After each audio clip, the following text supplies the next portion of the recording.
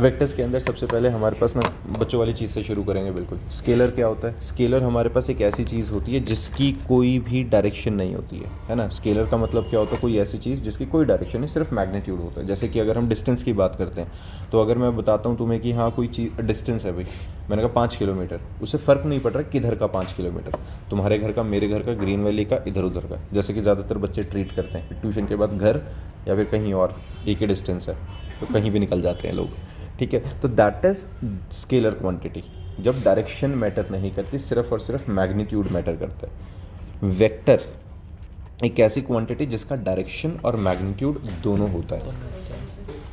हमारे पास वेक्टर्स है जिसकी डायरेक्शन मैंडेटरी है। डायरेक्शन मैंडेटरी का मतलब मैं एक एग्जांपल छोटा सा देता हूँ, सरल भाषा वाला। जैसे कि बच्चे हमारे पास यहाँ पर एक ये बंदा डिस्टेंस ट्रैवल कर गया, वो ए पॉइंट से चला और बी पॉइंट पे पहुँच गया, ठीक है। अब ए पॉइंट से चलते हुए बी पॉइंट पे जब वो गया है, तो मैंने पूछा भी कितने किलोमीटर चला तू, तो वो भाई साहब मुझे कह रहे हैं कि यार मैं 10 किलोमीटर घूम के आ गया। ए से बी तक बहुत लंबा रास्ता तय किया। अब पागल बना रहा है मेरा, 2 किलोमीटर का डिस्टेंस था सारा। अब मैं उसे 2 क्यों बोल रहा हूँ? क्योंकि मैं सड़क नहीं देख रहा, मैं उंगली करके डायरेक्शन बता रहा हूँ। जैसे एग्जैक्टली अगर यहाँ से आयुष भाई साहब में पीछे वाली सोसाइटी में रहते हैं, मैंने बोला कि आयुष भाई साहब जाओ घर से और बुक ले आओ। अब आयुष यहाँ से सीढ़ियाँ उतरेगा, फिर घूमेगा, फिर मार्केट के अंदर जाएगा, फिर गेट पे पहुँचेगा, टर्न लेगा, फिर घूमेगा और तब अपने घर तक एग्जैक्टली पहुँचेगा। ऐसे करके हर बार उसकी डायरेक्शन बदलती जा रही है। डिस्टेंस में डायरेक्शन मैटर ही नहीं करती। तो उसने कहा, आया वो और उसने कहा कि सर 250 मीटर्स का डिस्टेंस ट्रैवल करना पड़ गया, अप्रॉक्सीमेटली 0.25 किलोमीटर्स मेरे को घर तक जाना पड़ा। मैंने कहा क्या बेवकूफ़ बना रहा है भाई, यहाँ से 50 मीटर का तेरा घर का डिस्टेंस है। क्योंकि मैं क्या बता रहा हूँ, मैं उंगली से डायरेक्शन बता रहा हूँ, मैं ट्रैवलिंग वाला नहीं बता रहा हूँ। It is the shortest distance between the 2 point. तो ये जो बता रहा हूँ ये विद डायरेक्शन है, जो उसने ट्रैवल किया वो विदाउट डायरेक्शन था। तो इसको हम डिस्प्लेसमेंट कहते हैं और इस वाली चीज़ को हम डिस्टेंस कहते हैं। तो हमें जो डिस्टेंस होता है ये क्या होता है? स्केलर क्वांटिटी, क्योंकि यहाँ पे डायरेक्शन का कोई लेना देना नहीं है। और जो डिस्प्लेसमेंट होती है ये हमारी क्या होती है? Vector quantity. डन है जी, जस्टिफाइड है। तो ये डिस्टेंस और डिस्प्लेसमेंट का कंसेप्ट समझ में आया। अब इसमें एक चीज़ समझना बच्चे, जो चीज़ वेक्टर पर डिपेंड करेगी, अब डिस्प्लेसमेंट है, डायरेक्शन कॉन्शियस है, अगर वो हर पॉइंट पे अपनी डायरेक्शन बदलता चलेगा और मुझे ऐसे बोले कि नहीं हर जगह पे मेरी डायरेक्शन अलग है, मतलब अगर डायरेक्शन को ध्यान में रख के चलें तो वो वेक्टर क्वांटिटी रहेगी। अब जो चीज़ वेक्टर है उस पर डिपेंड होने वाली चीज़ भी वेक्टर हो जाएगी। जैसे कि अब मान लो मैं बात करता हूँ स्पीड की, तो स्पीड में हमने कभी नहीं कहा कि 40 kilometre per hour towards north. हम normal day to day life में हम कहते हैं बंदा बहुत तेज गाड़ी चला रहा था, 40 किलोमीटर पर आवर की स्पीड से गया, बिल्कुल ठीक है, that is speed. 40 kilometre per our धीरे थी, late us assume 120 kilometre per our की स्पीड से गया। तो यहाँ पे स्पीड जो होती है, अब मैंने कहा मान लो कोई 120 किलोमीटर पर आवर की स्पीड से गया, तो अब चाहे वो टूवर्ड्स ईस्ट जाए, वेस्ट जाए, नॉर्थ जाए, साउथ जाए, हमें कोई फ़र्क नहीं पड़ता है। क्यों? स्पीड का फॉर्मूला होता है distance upon time. And distance क्या होती है? स्केलर क्वांटिटी है, तो हमारी स्पीड भी क्या हो गई? Scalar quantity. लेकिन टाइम तो बेटा है ही स्केलर, वो तो है ही यूनिडायरेक्शनल, उसकी कोई डायरेक्शन होती नहीं है, टाइम रिवर्स थोड़ी जा सकता है ना, तो वो तो हमेशा ही स्केलर रहने वाला है। और जो वेलोसिटी है, अब मैंने कहा वेलोसिटी, अब मैंने कहा बंदा भाग गया किधर को? वो ग्रीन वैली की तरफ, तो मैंने डायरेक्शन स्पेसिफाई करी कि वो 50 किलोमीटर पर आवर की स्पीड से बाइक चलाते हुए ग्रीन वैली की तरफ गया, मतलब मैंने उंगली से डायरेक्शन बताई भाई उधर गया है। तो we are talking about specific direction, और मैंने डिस्प्लेसमेंट भी बताई ग्रीन वैली की तरफ। तो अब जो वेलोसिटी आएगी ये डिस्प्लेसमेंट अपॉन टाइम आएगी। अब एक बात बताओ बेटा, डिस्प्लेसमेंट तो वेक्टर क्वांटिटी थी, तो वेलोसिटी भी हमारी वेक्टर क्वांटिटी हो गई। बहुत बढ़िया। फिर आता है एक्सेलरेशन। एक्सेलरेशन क्या होता है भाई? एक्सेलरेशन होता है change in velocity upon time taken, है ना। तो चेंज इन वेलोसिटी, एक बात बताओ बच्चा, change in velocity upon time taken भी है, तो अल्टीमेटली चेंज इन वेलोसिटी ही, तो मतलब ये तो डायरेक्शन कॉन्शियस है, फिर तो ये भी डायरेक्शन वाली होगी, तो ये भी क्या हो जाएगी? वेक्टर। तो हमारा जो एक्सेलरेशन है वो भी क्या हो जाएगा? वेक्टर हो जाएगा। फोर्स जो होता है, फोर्स का फॉर्मूला मास इनटू एक्सेलरेशन। अब एक बात बताओ, मास तो चलो कोई डायरेक्शन ही नहीं होती, कुछ अलग ही चीज़ है, पर एक्सेलरेशन तो क्या है, वेक्टर क्वांटिटी है, तो फोर्स भी क्या हो गया, वेक्टर। तो जितनी भी हम चीज़ें फिजिक्स में पढ़ेंगे, मेजॉरिटी ऑफ चीज़ें वो क्या होती हैं, वेक्टर होती हैं। लेकिन यहाँ एक अलग चीज़ आती है, वर्क। वर्क होता है फोर्स इनटू डिस्प्लेसमेंट। पहली बात तो इनटू नहीं होता, यहाँ क्या होता है, एफ डॉट डिस्प्लेसमेंट होता है। तो ये फोर्स क्या होता है, वेक्टर, डिस्प्लेसमेंट क्या होता है, वेक्टर। ये जो डॉट होता है ये बेसिकली क्या होता है, डॉट प्रोडक्ट। ये आगे हम टॉपिक में आज ही करेंगे। तो डॉट प्रोडक्ट क्या होता है, बेसिकली दो वेक्टर्स को मल्टीप्लाई करने का एक तरीका। एक्चुअल में वेक्टर्स को, दो वेक्टर्स को मल्टीप्लाई करने के दो तरीके होते हैं, एक होता है क्रॉस प्रोडक्ट और एक होता है डॉट प्रोडक्ट। तो जब भी डॉट प्रोडक्ट आता है तो हमारा जो रिजल्ट आता है वो हमेशा क्या आता है, स्केलर। मतलब इसमें डायरेक्शन नहीं आती है। समझ में आई है? जब भी हमारे पास अगर डॉट प्रोडक्ट आएगा तो हमेशा रिजल्ट क्या आता है, स्केलर क्वांटिटी। इसीलिए डॉट प्रोडक्ट को स्केलर प्रोडक्ट भी कहा जाता है। समझ में आ गई बात? तो जिस टाइम पे हम स्केलर प्रोडक्ट कहते हैं, मतलब स्केलर प्रोडक्ट कहने का मतलब क्या हुआ कि रिजल्ट हमारा हमेशा स्केलर क्वांटिटी निकलती है, तो वर्क क्या निकलता है, स्केलर निकलता है। तो यहाँ फोर्स और डिस्प्लेसमेंट को देखकर ये जज नहीं करना है कि वो वेक्टर है। ये किस चीज़ को देखकर जज करना है, डॉट प्रोडक्ट को। कि अगर यहाँ पर डॉट प्रोडक्ट है इसका मतलब वो स्केलर प्रोडक्ट है, स्केलर प्रोडक्ट है मतलब आंसर स्केलर निकलेगा, इसका मतलब वर्क क्या आ गया, वो स्केलर निकला। डन है? ठीक है। अब एक बात बताओ, एनर्जी क्या होती है, अमाउंट ऑफ वर्क डन। तो ये भी स्केलर हो गई, जितना वर्क डन हुआ उतनी एनर्जी। ये भी हमारे पास क्या हो जाता है, स्केलर क्वांटिटी आ जाता है। तो इस तरीके से तुम चीज़ों को अब जज कर सकते हो। आइडिया लग गया थोड़ा सा? ठीक है।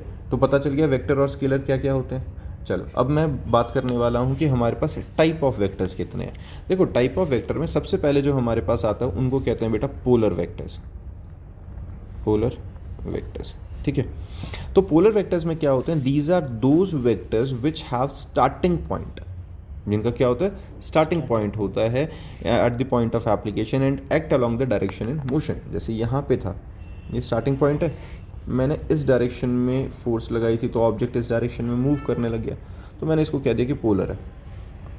पोलर का मतलब ये होता है जिसका एक एंड और दूसरा एंड डिस्क्राइब्ड होता है, कुछ ना कुछ होगा, तो ये हमारे पास पोलर वेक्टर है। नॉर्मल सी चीज़ है, डिस्प्लेसमेंट सबसे कॉमन एग्जांपल है। दूसरा आता है एक्सियल वेक्टर। अब ये थोड़ा सा इंटरेस्टिंग सा पार्ट है।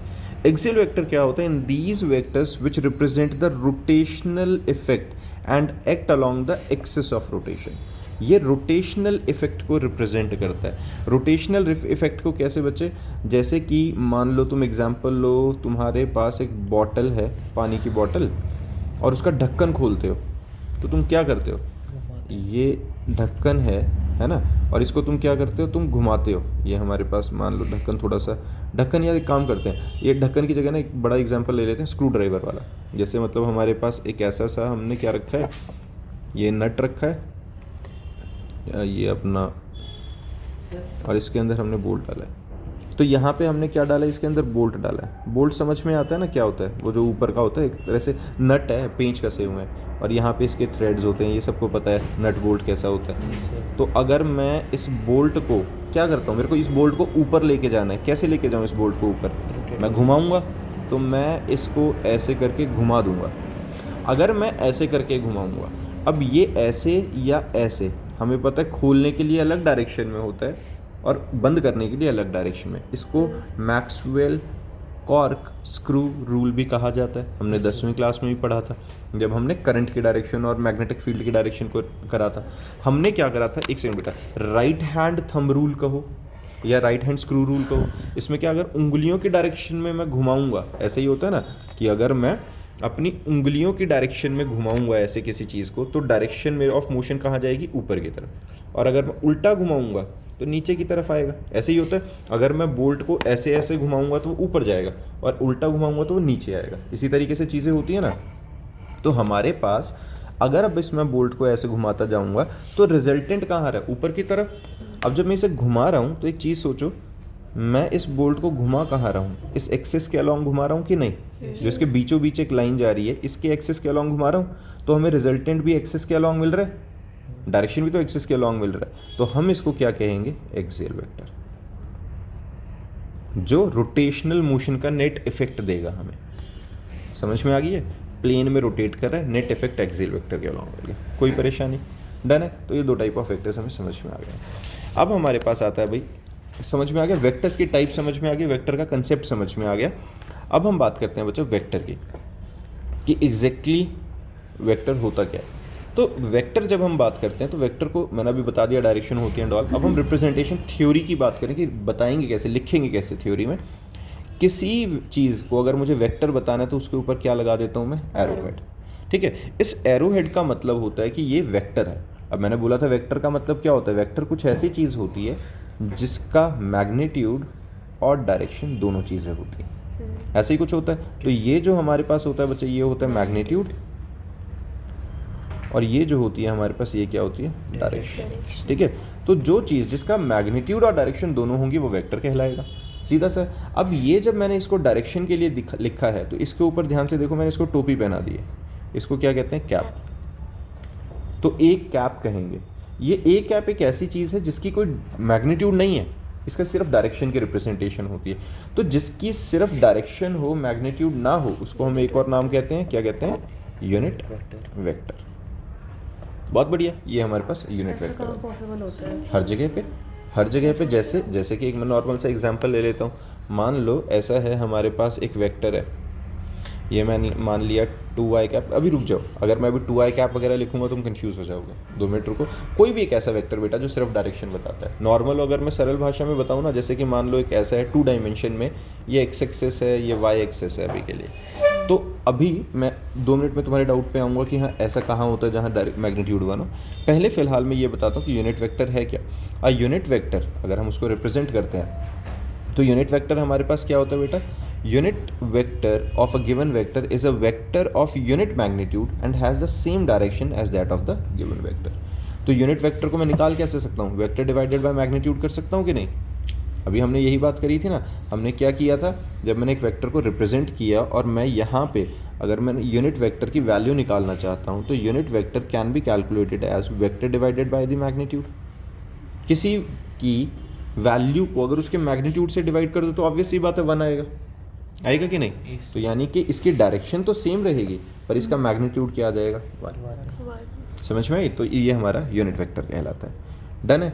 अब यूनिट वेक्टर के बाद अगर हम किसी डायरेक्शंस में रिप्रेजेंट करते हैं तो देखो हमारे पास एक रेफरेंस पॉइंट होना ज़रूरी है। रेफरेंस पॉइंट का मतलब समझो, जैसे कि अगर मैं एक ग्राफ बनाता हूँ, ठीक है, ग्राफ बनाने का मतलब क्या हुआ?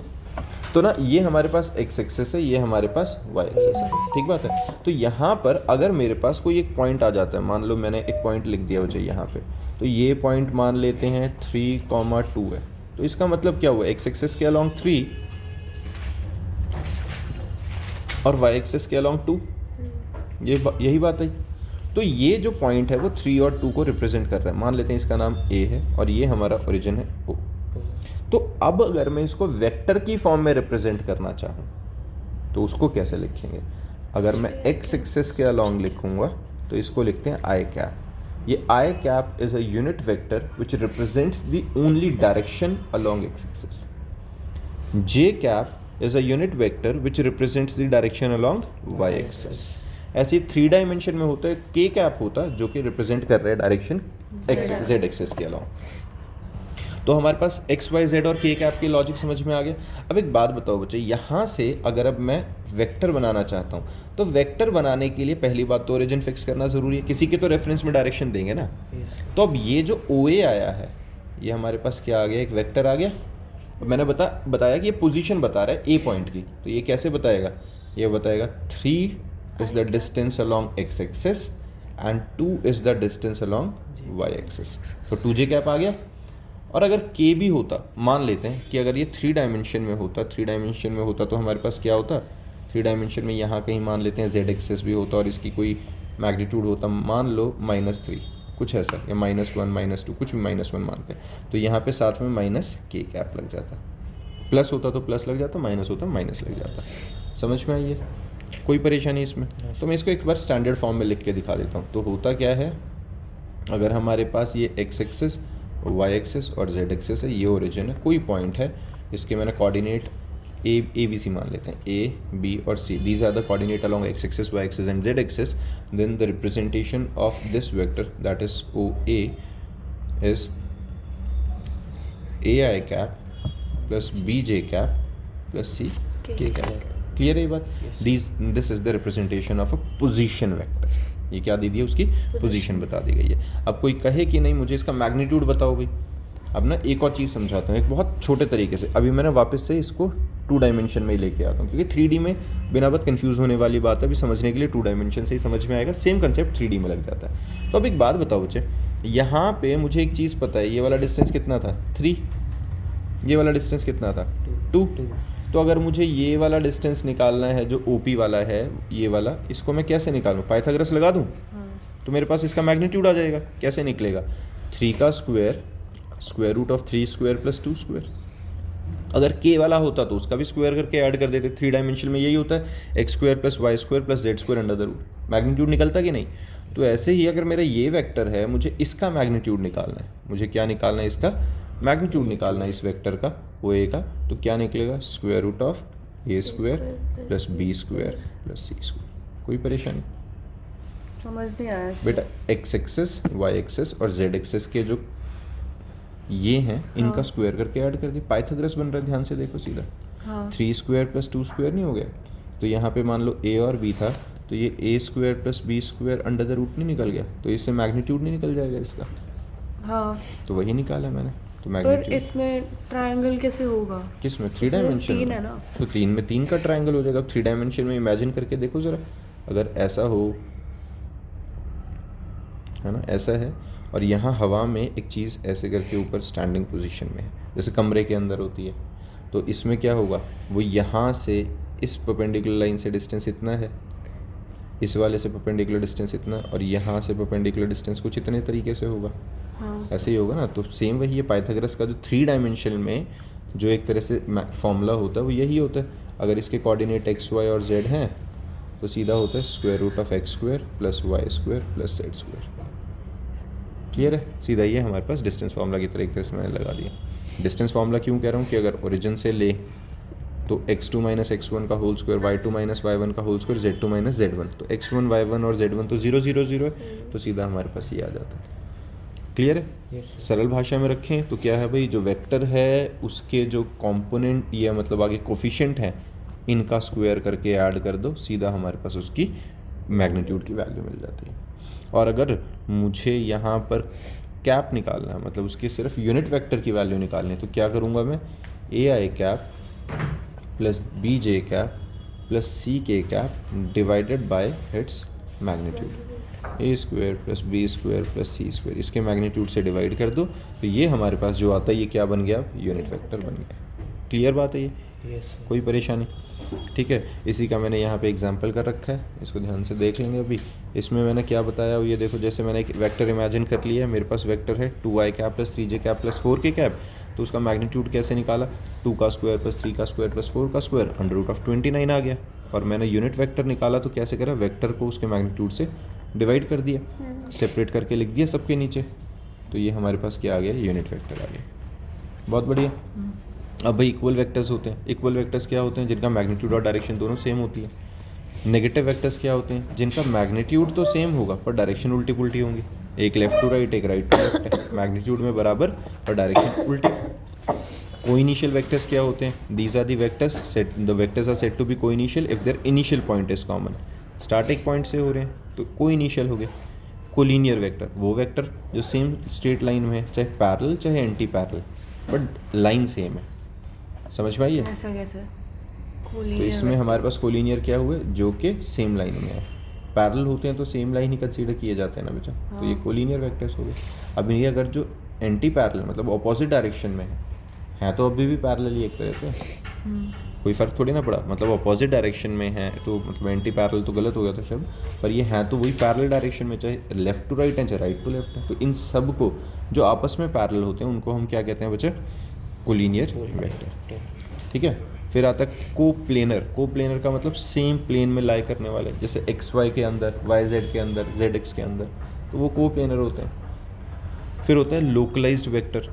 It is that vector whose initial point is fixed. Localised same उसी जैसा हो गया हमारा, जैसा ये हमारे पास को इनिशियल था, उसमें इनिशियल पॉइंट था दोनों का फिक्स। यहाँ पे को लोकलाइज्ड में एक ऐसा वेक्टर जिसका इनिशियल पॉइंट हमेशा फिक्स रहने वाला है, जैसे ओरिजिन के रिस्पेक्ट में चलेगा ये जहाँ भी। नॉन लोकलाइज्ड जिसमें कोई इनिशियल पॉइंट फिक्स नहीं है, वो फ्री वेक्टर कहलाता है, कहीं से भी हम कहीं पे भी शुरू कर सकते हैं। जैसे नाम याद रखो बस, जैसे कि अगर मान लो मैं डिस्प्लेसमेंट कर रहा हूँ तो मैं उसके बाद एक जगह या एफ फोर्स की लगा लो। फोर्स तो पॉइंट ऑफ एप्लीकेशन पे डिपेंड करेगा, मैं कहीं पे भी किसी भी पॉइंट पे फोर्स लगा दूँ, वो फ्री वेक्टर है, कहीं पर भी फोर्स लग सकती है, उसको ओरिजिन से ही लगाने की ज़रूरत नहीं है।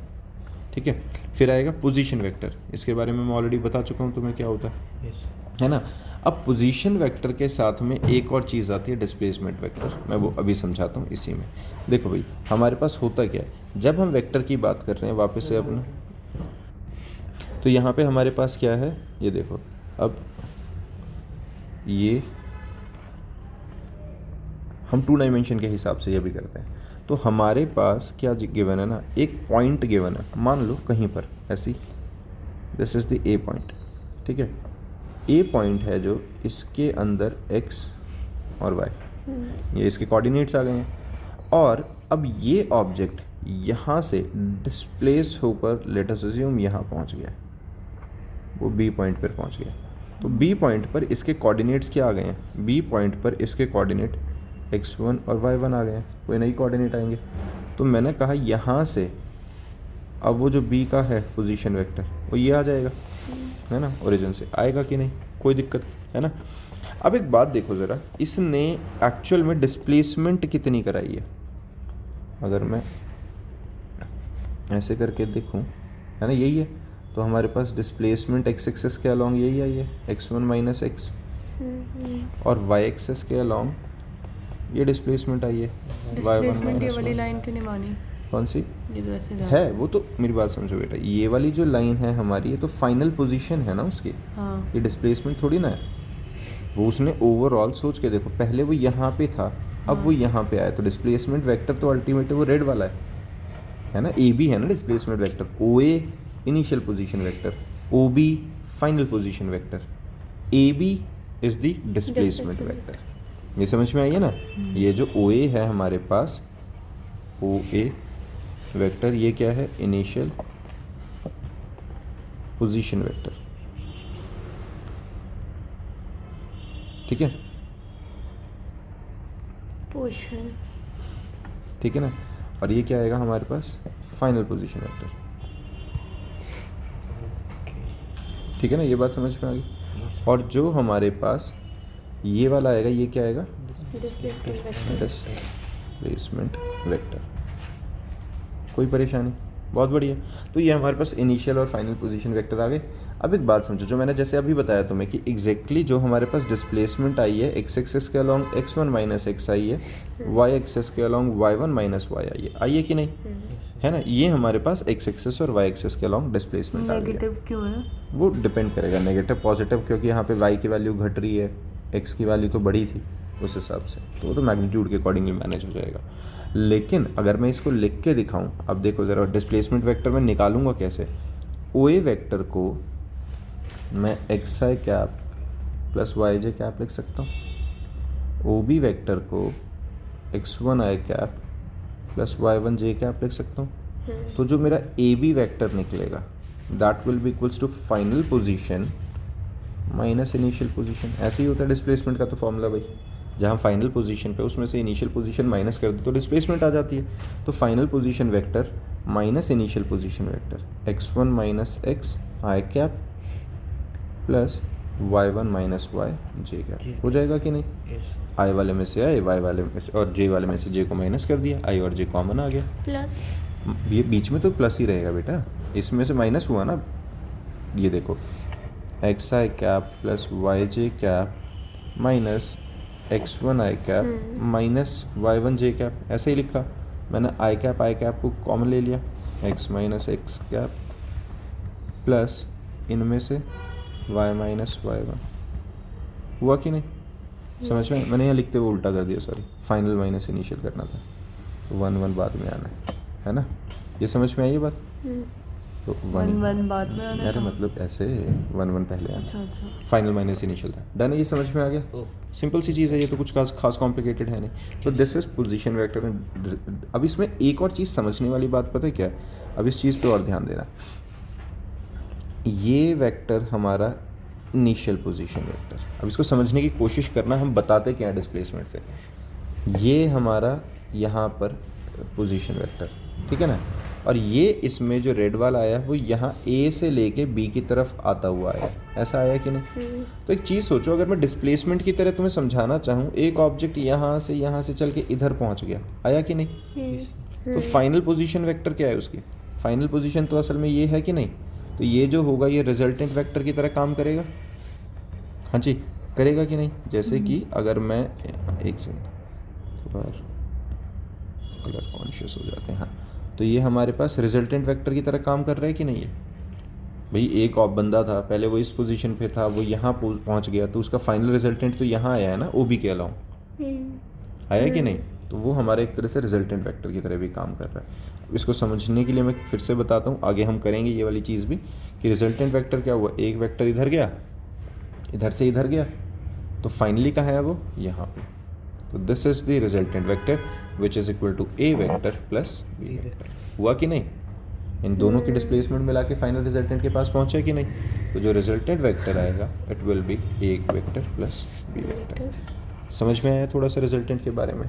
अब रिजल्टेंट को डिस्कस कर लेते हैं फिर से। रिजल्टेंट का मतलब क्या होता है, रिजल्टेंट होता है भाई मिला जुला के असर।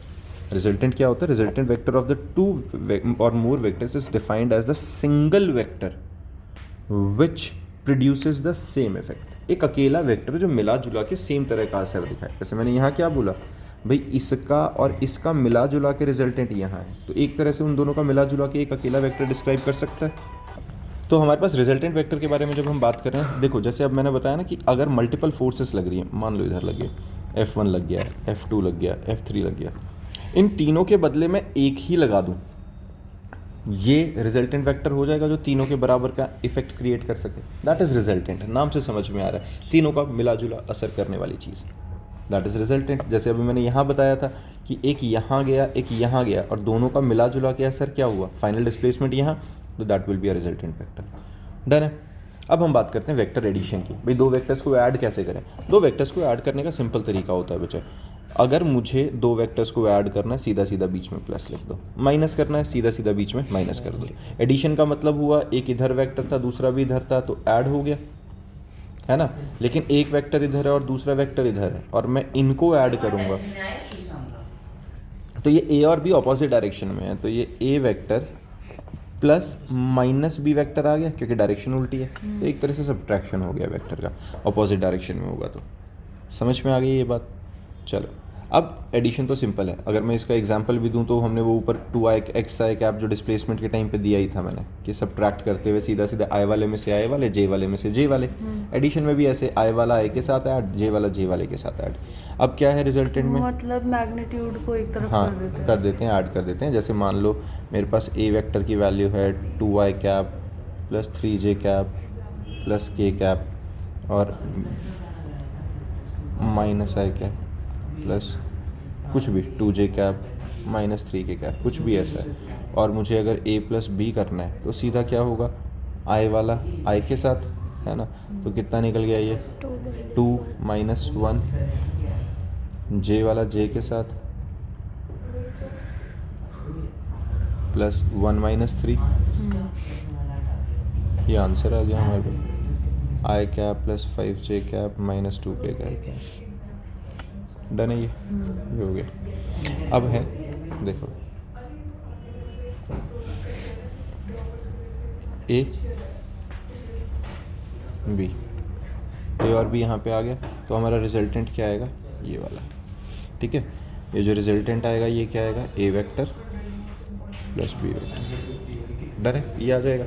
अब मान लो एक और वेक्टर इधर को आ गया, ये है सी, तो हमारा अब रिजल्टेंट कहाँ आ जाएगा बच्चा, ये वाला, ये आएगा रिजल्टेंट। और ये रिजल्टेंट क्या आ जाएगा, ये R1 मान लेता हूँ मैं, R1 is equal to R1 R plus c, है ना, R प्लस सी, या मैं सीधा इसको क्या लिख लूँ, R की जगह लिख लेता हूँ A plus B plus c है ना, यही आ जाएगा आंसर, ए प्लस बी उसकी जगह और प्लस इसका सी फिर ये मतलब नहीं है कि क्या कहते हैं किसी भी दो वेक्टर का रिजल्टेंट के साथ तीसरे थर्ड वाले का। को, हाँ हाँ यही कर रहे हैं, अच्छा। ठीक है ना। चलो ये हमारे पास आ गया। अब उसके बाद आता है भाई हमारे पास एक डेरिवेशन लगा लो, बहुत ज़्यादा इंपॉर्टेंट, जो एग्जामिनल पॉइंट ऑफ व्यू से बहुत इंपॉर्टेंट है। देखो तो देखो, triangular law of vector addition एक ऐसी डेरिवेशन है जो पेपर में आएगी +1 में, मतलब बोर्ड क्लास के हिसाब से तो तुम्हें दे दी जाती है। इन्होंने कहा था इसमें that it states that if the two vectors, यहाँ से स्टेटमेंट पढ़ लेते हैं एक बार, फिर मैं उसको समझा देता हूँ। That it states that if the two vectors acting on a particle at the same time are represented in magnitude and direction by the sides of the triangle taken in one order, their resultant vector is represented in magnitude and direction by the third side of the triangle taken in opposite order. मैं इसको सरल भाषा में समझाता हूँ फिर से, क्या बोला गया है इसी डेफिनेशन को मैं डायग्राम की फॉर्म में समझा रहा हूँ। देखो इन्होंने क्या बोला कि भाई अगर एक ट्रायंगल की कोई दो साइड्स, एक साइड ये आ गई और एक साइड ये आ गई, ये सेम ऑर्डर है। सेम ऑर्डर कैसे है, मैं इसको एंटी क्लॉकवाइज की तरह ट्रीट कर सकता हूँ। तो इन दोनों वेक्टर्स, एक ट्रायंगल की दो साइड्स हैं, तीसरी साइड जो है अगर मैं उसको अपोजिट साइड ले लूँ, अपोजिट साइड बोले तो ऐसे क्लॉकवाइज में, तो ये हमारा रिजल्टेंट वेक्टर रहेगा। If the two sides of the triangle are taken in same order, then the third side represents the resultant vector taken in opposite order. वो ऑपोजिट करने से तो साइन बदल जाएगा ना? हाँ वो अलग बात है, मतलब हमें अल्टीमेटली रिजल्टेंट चाहिए ना। जैसे मेरी बात समझो, अगर मैं a plus B is equal to R लिखना चाहता हूँ तो ऑब्वियस ही बात है, मैं अगर आर को इधर लाऊंगा तो माइनस आर आएगा, उस चीज़ को वो मैनेज कर देता है। समझ में आई ये बात? तो इसमें ये triangular law of vector addition है, दैट इन अ ट्रायंगल, अगर मैं कभी एक ट्रायंगल के अंदर, ये हमारे पास ट्रायंगल है, तो मेरे पास एक साइड अगर मैंने इधर ली है, एक साइड मैंने इधर ली है, तो जो मेरा रिजल्टेंट आएगा that will be in the opposite manner. समझ में आई ये बात? क्लियर है? ये triangular law of vector addition ने समझाया था हमें, ठीक है। अब इसको हम थ्योरेटिकली हमने लिख दिया, अब हम इसको क्या करेंगे, डिराइव करके देखते हैं कि एग्जैक्टली आंसर क्या निकलेगा, रिजल्ट क्या निकलेगा। ये बता रहा हूँ बहुत ज़्यादा इंपॉर्टेंट है, एग्जाम में आता ही आता है। तो वापस से अपना डायग्राम बनाते हैं, वहाँ से शुरू करते हैं। ओ ये पॉइंट है, ठीक है। ओ पॉइंट से हमने मान लिया पी पॉइंट तक एक वेक्टर है ए, बहुत बढ़िया। पी पॉइंट से एक वेक्टर आ गया ये कोई बी पॉइंट तक, और इसका नाम रख लेते हैं बी वेक्टर। डन है। तो हमारा जो रिजल्टेंट वेक्टर आएगा वो third side of the triangle आएगा, जो ये आएगा, बहुत बढ़िया। और वो आएगा ऐसा ओ बी। अब मेरे को ए बी और आर को रिलेट कराना है आपस में। तो देखो भाई, मुझे ये पता है कि अगर मुझे दो ट्रायंगल्स को दो मतलब साइड्स ऑफ द ट्रायंगल्स को रिलेट कराना है तो मेरे पास बेस्ट वे क्या होती है, पाइथागोरस। पर यहाँ पाइथागोरस लग नहीं सकती क्योंकि राइट एंगल ट्रायंगल नहीं है। तो मैंने क्या कर दिया, इसको लाइन को एक्सटेंड कर लेते हैं और यहाँ से एक परपेंडिकुलर इस पर ड्रॉ कर लेते हैं। ये मैंने परपेंडिकुलर ड्रॉ कर लिया और इसका मैंने नाम रख लिया एन, कुछ भी रख सकते थे। और अब यहाँ एक और चीज़ देखना, यहाँ जो एंगल आएगा, यहाँ एंगल आएगा थीटा। अब ये थीटा क्या है, it is the angle between vector A and vector B. अब इसमें समझो ज़रा ए और बी के बीच में कैसे है। जब हम दो वेक्टर्स की एंगल की बात करते हैं तो हमेशा वो एंगल किन के बीच में बनता है, डायरेक्शंस के बीच में। ये देखो, जो ए वेक्टर है वो पीछे से चलते हुए आगे की तरफ जाए जा रहा है, ऐसे ही जा रहा है कि नहीं, और जो बी वेक्टर है वो यहाँ से ऊपर की तरफ ऐसे जाए जा रहा है, तो इनके बीच में थीटा बना कि नहीं? समझ में आइए? तो थीटा क्या है, this is theta is the angle between the two given vector A and B. Done है, कोई परेशानी? बहुत बढ़िया। अब देखो, अब मैं पाइथागोरस लगाना चाहता हूँ। Pythagoras O N B triangle पे मैं लगा दूँ, ओ एन बी। इस वाले ट्रायंगल पे अगर मैं पाइथागोरस लगाना चाहता हूँ तो भी तो हमारे पास एक गड़बड़ है, बी एन अननोन है, पी एन अननोन है, ये परेशान करेगा। तो पहले मैं इस छोटे ट्रायंगल पे, in triangle P N B, इस ट्रायंगल में साइन थीटा लगा देता हूँ। साइन थीटा क्या होगा, perpendicular by hypotenuse, perpendicular is B N and hypotenuse की वैल्यू क्या है, बी वेक्टर। बी वेक्टर है, फिलहाल मैं उसको मैग्नीट्यूड की तरह लिख देता हूँ, ठीक है। एक काम करते हैं, इसका नाम ना बी की जगह क्यू लिख लो, वो कन्फ्यूजन खत्म हो जाएगा ना, बी बी का। ये यहाँ क्या आ गया, पी एन क्यू, और ये आ गया हमारे पास क्यू क्यू, ठीक है ना। तो क्यू एन बाई बी आ गया, cross multiply, B sine theta is equal to Q N. Vector क्यों लिखा आपने? वेक्टर नहीं है बेटा, मैग्नीट्यूड की टर्म्स में लिख रहा हूँ मैं, साइन थीटा लिख रहा हूँ, ध्यान से देखो। हम मैग्नीट्यूड की बात कर रहे हैं सिर्फ, ओके हाँ। ठीक है ना। तो ये हमारे पास आ गया बी साइन थीटा, डन। ऐसे ही अगर मैं कॉस थीटा लिखूँगा, कॉस थीटा क्या होता है, P N upon hypotenuse, base upon hypotenuse, तो पी एन कितना निकल गया, बी कॉस थीटा। कोई परेशानी, ये आ गया बी कॉस थीटा, डन है। अब ये अननोन चीज़ें नोन टर्म्स आ गई, क्यों नोन, क्यों, एंगल मुझे पता है बिटवीन द टू वेक्टर्स, और बी वेक्टर तो हमें गिवन ही था, तो उसका मैग्नीट्यूड भी पता होगा। तो अब हम निकालते हैं बड़े ट्रायंगल के अंदर, in triangle O Q N, in triangle O Q N, Pythagoras लगा दूं, ओ क्यू का square is equal to O N का स्क्वायर प्लस क्यू एन का स्क्वायर। बहुत बढ़िया, ओ क्यू को मैं आर लिख लूँ, है ना, आर का square is equal to O N, O N क्या है बेटा, A plus B cos theta का whole square plus Q N क्या है, बी साइन थीटा का होल स्क्वायर। कोई परेशानी है ना, ON कहाँ से, हाँ हाँ जी, ए प्लस बी ये कॉस देखो ज़रा, हाँ ये आ नहीं गया ओ एन पूरा, तो आ नहीं गया, ए वेक्टर था O P plus P N, है ना, इसको मैं O P plus P N का स्क्वायर लिख लूँ, ओ पी क्या है ए, पी एन क्या है बी कॉस थीटा, डन है ये। अब इसको सॉल्व कर लेते हैं, r square is equal to A square plus B square cos square theta plus 2ab cos theta plus B का क्या होएगा, plus B square sine square theta. अब हम एक काम करते हैं, जो हमारे पास b square cos square theta और b square sine square theta, इसमें से बी स्क्वायर कॉमन ले लें, ये क्या बनेगा, R square is equal to A square plus B square. जब मैंने sine square theta plus cos square theta common ले लिया, मतलब बी स्क्वायर कॉमन ले लिया, तो 1 ही बन जाना है, plus 2ab cos theta, done. तो ये हमारे पास आर स्क्वायर की वैल्यू बन गई है a square plus B square plus 2ab cos theta. कोई परेशानी, यहाँ से आर की वैल्यू आ गई है square root of A square plus B square plus 2ab cos theta, done है। तो this is the value of resultant in terms of magnitude, ठीक है, सिर्फ मैग्नीट्यूड निकालना, अभी डायरेक्शन नहीं निकाली है हमने। This is the resultant vector in terms of magnitude, ठीक है, a square plus B square plus 2ab cos theta, ये स्टैंडर्ड फॉर्मूला हमारे पास आ गया। अब मुझे तो डायरेक्शन भी चाहिए, तो रिजल्टेंट की डायरेक्शन निकालने के लिए अब जो रिजल्टेंट आ रहा है, मैंने क्या करा, मैं मान लेता हूँ कि रिजल्टेंट जो बना रहा है वो यहाँ पर बीटा एंगल बना रहा है।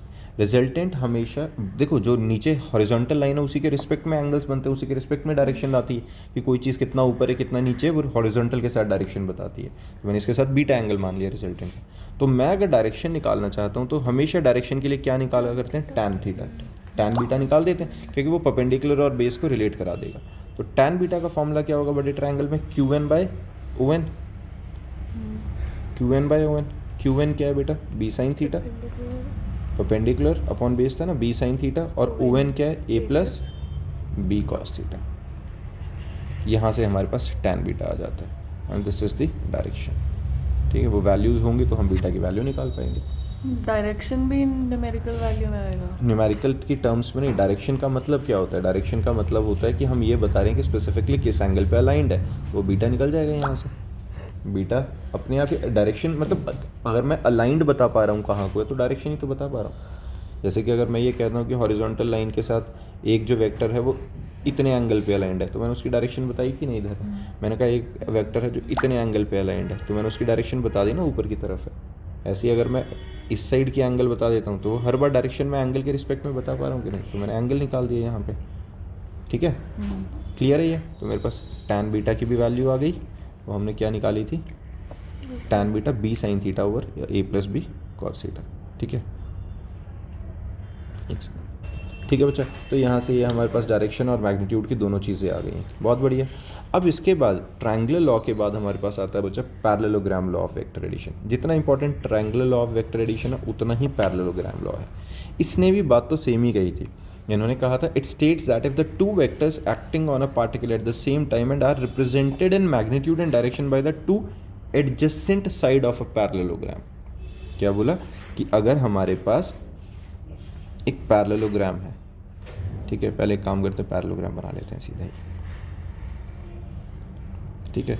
तो इसने बोला था हमारे पास कि अगर हमारे पास तो हमारे पास यहाँ क्या बोला बच्चे, parallelogram law of vector addition में कि if the two vectors are represented by the adjacent sides of a parallelogram, adjacent मतलब एक के साथ एक लगे हुए, ये let us assume these are the two, इनके नाम रख लेते हैं O P Q R, ऐसा रख लिया, and these two vectors are aligned at the angle of theta, then तो उसके बाद अगली बात क्या बोलिए, देन द रिजल्टेंट वेक्टर, जो बोला ना sides of the parallelogram draw में, then the resultant vector is represented in magnitude and direction by the diagonal of the same parallelogram. तो ये जो डायगोनल है ये क्या रिप्रेजेंट करता है, उसका रिजल्टेंट। ठीक बात है। अब ज़रा इसमें एक चीज़ को ध्यान से नोटिस करो, ये कुछ नया तो बता ही नहीं पाए, ये तो सेम पिछले वाला ट्रायंगल नहीं बन गया, सिर्फ इस पे ध्यान दो, ये जो हमारा ट्रायंगल बन रहा है कि नहीं। फिर फ़ायदा क्या है इसका? ये फ़ायदा ये, वो कंडीशन अलग है, वहाँ पर दो वेक्टर अलग तरीके से रिप्रेजेंट कर रहे थे, यहाँ पे जो हमारे वेक्टर्स हैं वो इस तरीके से रिप्रेजेंट कर रहे हैं। हेलो जी, गुड मॉर्निंग। ठीक है।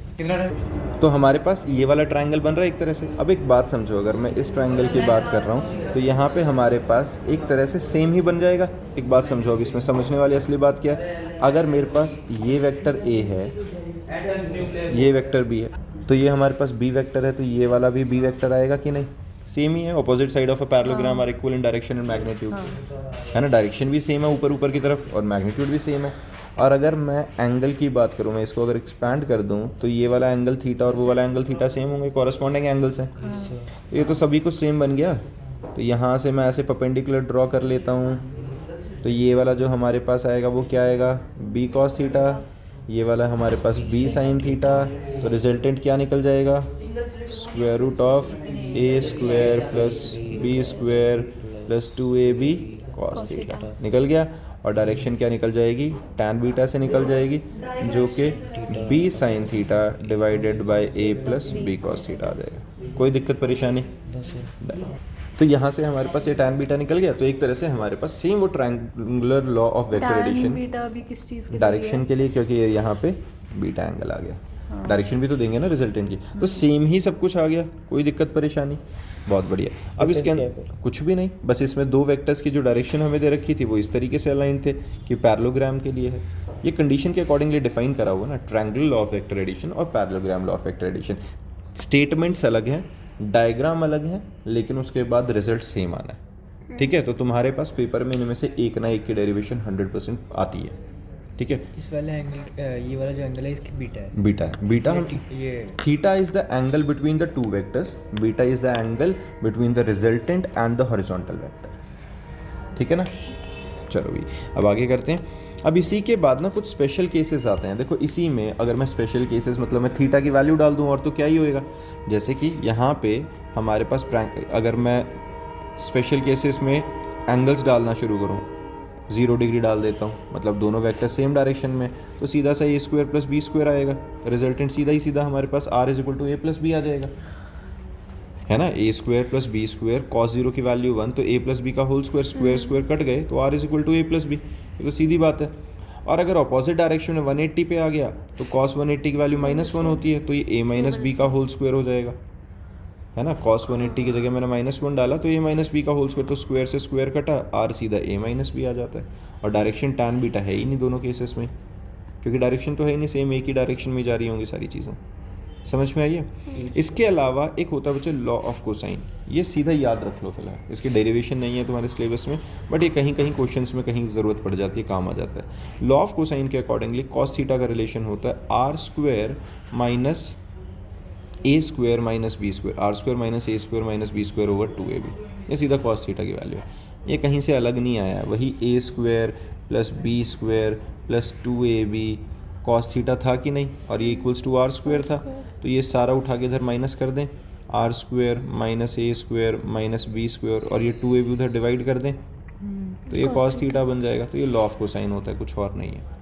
लेकिन ये जो लॉ ऑफ साइन है इसे लेमीज थ्योरम भी कहते हैं, ये आगे वाले टॉपिक्स में भी आएगा, मैथ्स में था ना, मैथ्स में भी है, मेन मैथ्स से ज़्यादा तो फिजिक्स में ही हम इसे यूज़ करते हैं, लॉ ऑफ साइंस या पर है, ट्रिग्नो के अंदर हमने यूज़ किया था।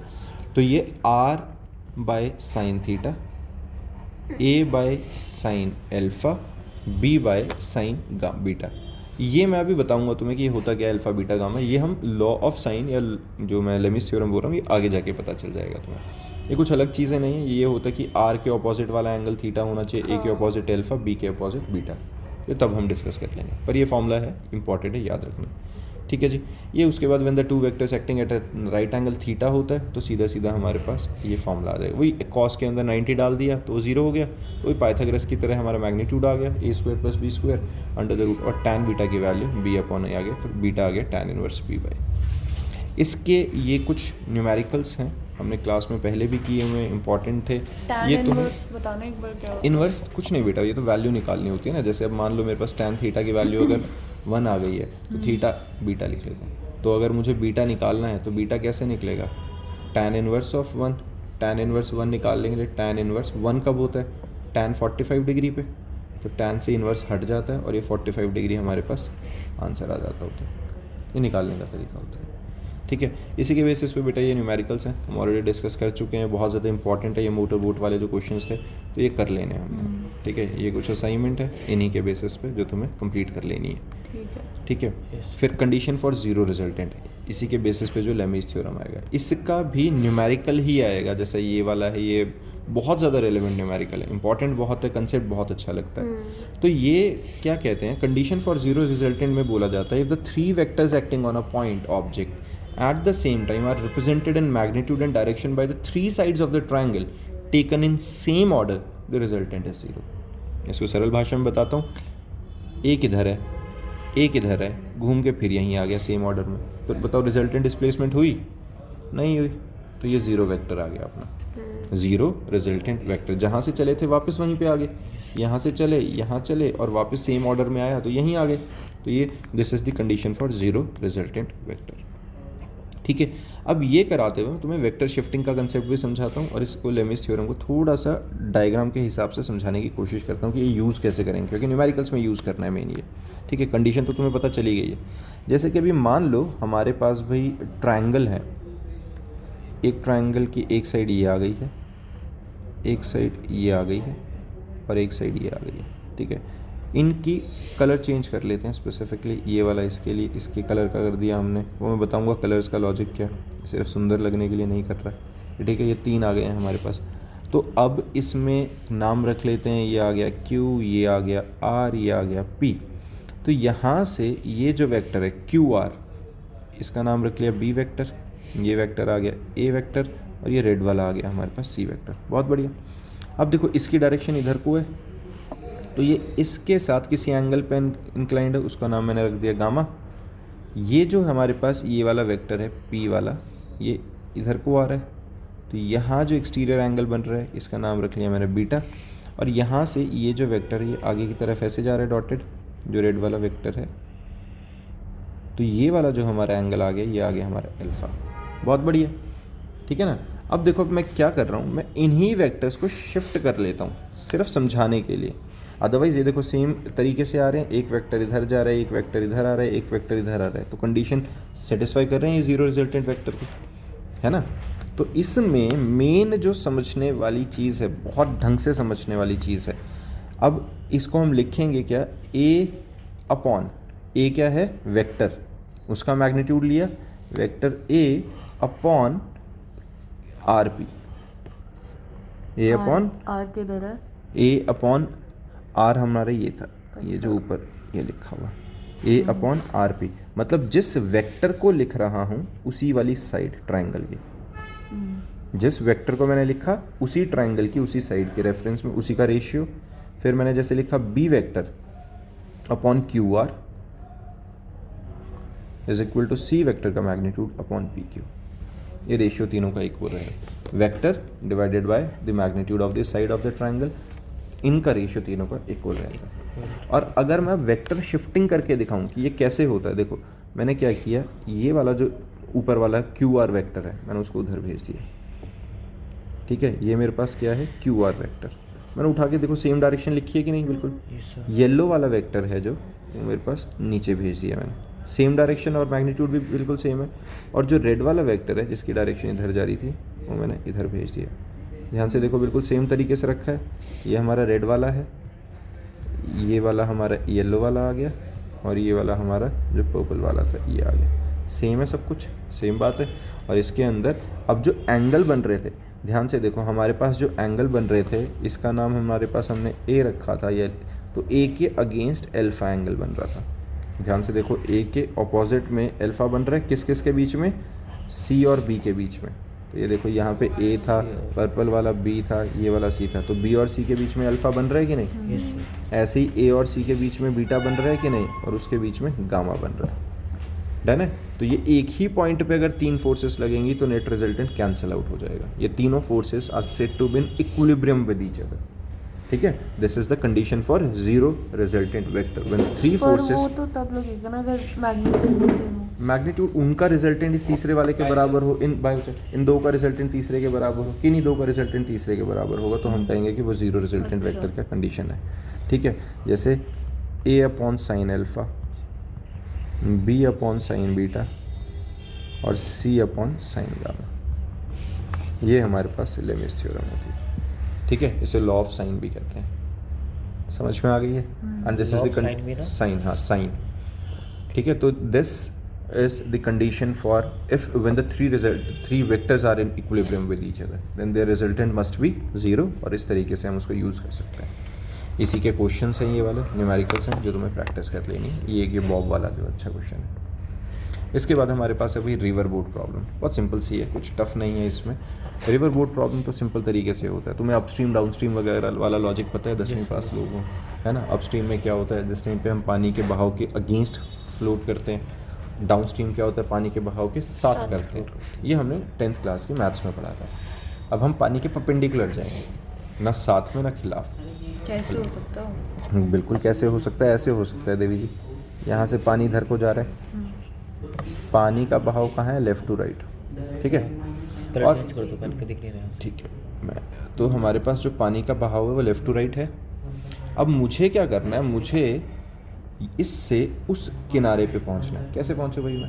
सीधा। मैंने ये नहीं कहा है कि पॉइंट ये, हाँ बिल्कुल ठीक है, सीधा मैं यहाँ से अपनी बोट लेके निकलता हूँ और आगे की तरफ चल पड़ता हूँ, क्या दिक्कत है? तो क्या मैं सीधा जा पाऊँगा? पानी मुझे उधर को ले जाएगा कि नहीं? तो पानी मुझे यहाँ पे लाके इधर कहीं पहुँचाएगा, है कि नहीं? और यहाँ से मैं ज़ोर इधर को लगा रहा हूँ। तो एक बात बताओ ज़रा, पानी की जो वेलोसिटी थी वो इधर की तरफ थी। This is the velocity of water, this is the velocity of man. मान लेते हैं मैं इंसान जा रहा हूँ, तो ये जो वेलोसिटी आई है, रिजल्टेंट वेलोसिटी आई कि नहीं मेरी, हम दोनों को मिला के ऐसे ही आई है ना?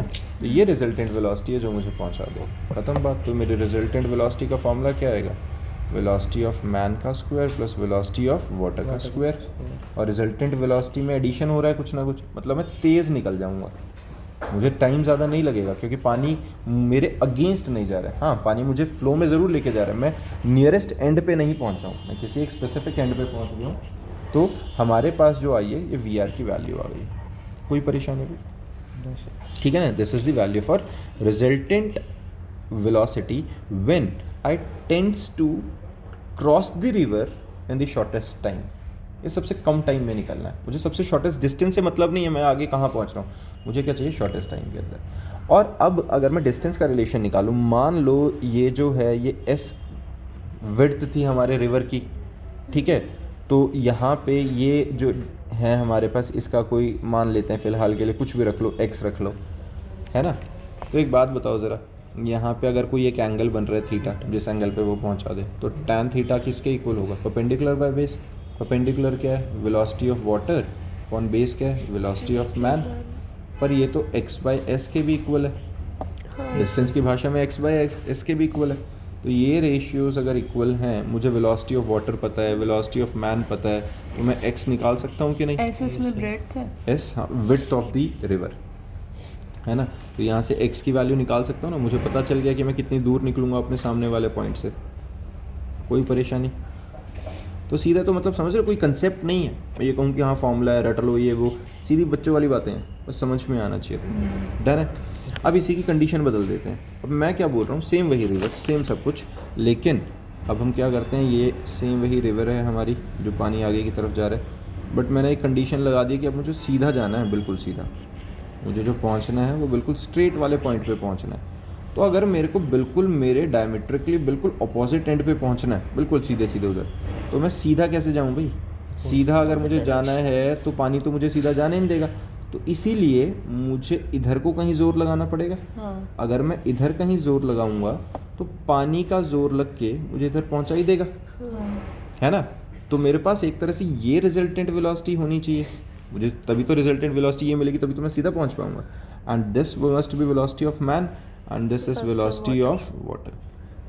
ठीक है, अब मज़े की बात देखो, रिजल्टेंट वेलोसिटी में हम जब निकाल रहे हैं तो Vm और Vr, इसमें जब मैं सॉल्व करूँगा तो मेरे पास जो रिजल्टेंट वेलोसिटी आएगी दैट विल बी Vm का स्क्वायर माइनस Vw का स्क्वायर। पानी के अगेंस्ट जा रहे हैं ना, क्योंकि जब मैं निकला यहाँ से, देखो मैं अपोजिट डायरेक्शन में था, तो रिजल्टेंट वेलोसिटी कम आएगी, मतलब टाइम ज़्यादा लगेगा, है ना, क्योंकि मैं पानी के बहाव के अगेंस्ट जा रहा हूँ, एक तरह से अपस्ट्रीम की तरह जा रहा हूँ, तो मुझे थोड़ा सा टाइम ज़्यादा लगेगा, एफर्ट ज़्यादा लगेगा, लेकिन मैं बिल्कुल अपने सामने वाले पॉइंट पे पहुँचूंगा, शॉर्टेस्ट डिस्टेंस पे पहुँच जाऊँगा। क्लियर बात है ये? और उस पहले वाले में लॉन्गेस्ट डिस्टेंस, लॉन्गेस्ट नहीं, मतलब हाँ शॉर्टेस्ट टाइम था ये। ठीक है ना, समझ में आ गई ये बात?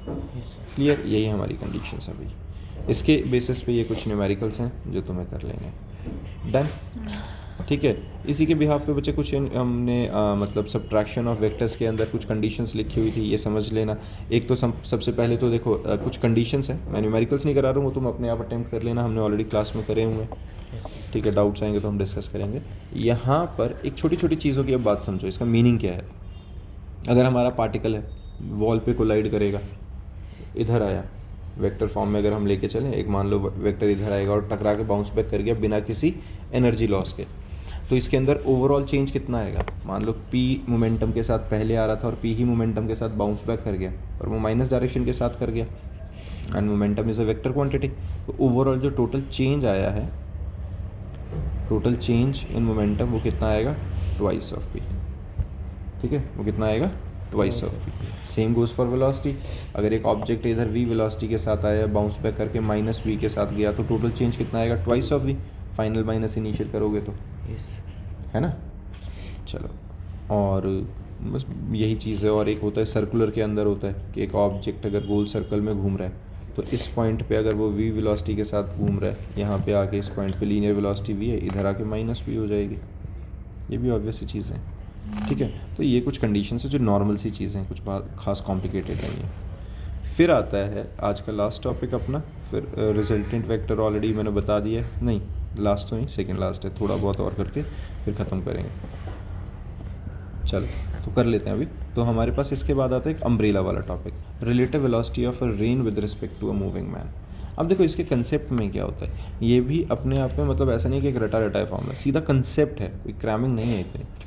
जैसे कि हमें पता है बच्चे, देखो बारिश आ रही होती है, ये कॉमन सेंस सब में होती है, जब बारिश आ रही होती है तो छतरी किस साइड को पकड़नी है कि हमारे मुंह पे बारिश ना लगे, लेकिन उसको फिजिक्स की भाषा में समझना है, समझाना है। तो अब मैंने क्या मान लिया, देखो एक लाइन पकड़ते हैं, हमारे को पता है भाई बारिश हमेशा हॉरिजॉन्टल नीचे की साइड आ रही है, फिलहाल हम ये लेके चल रहे हैं, हवा नहीं चल रही है, कुछ नहीं है, सीधा बारिश नीचे आ रही है, लेकिन हम खुद अपने स्कूटर पे, साइकिल पे, पैदल भाग रहे हैं एक सर्टेन डायरेक्शन में। इस डायरेक्शन में जो बंदा है, जो वेलोसिटी ऑफ मैन है, वो इधर को है, कहाँ जा रही है? राइट साइड से लेफ्ट हैंड साइड की साइड। डन है? तो ऐसी सिचुएशन में बारिश भी चल रही है, बंदा भी चल रहा है, दोनों मूव कर रहे हैं।